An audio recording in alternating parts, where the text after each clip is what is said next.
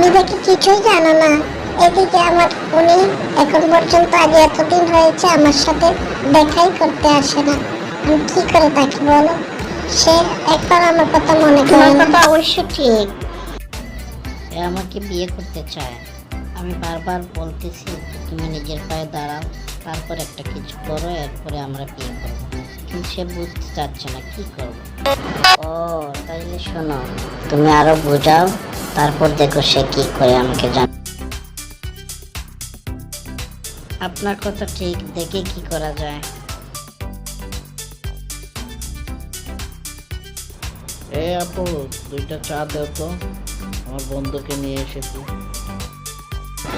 শুধু কি বন্ধুর খবর রাখো আর ওইদিকে ওনার কেউ খোঁজ খবর রাখো না? কি রে আপু, কি আর কথা বলছে? এই রেস্টুরেন্টের মালিকের মেয়ে। আপনাদের চা। তোমা, হ্যাঁ, তোমার কি হয়েছে? পেটে হাত কেন?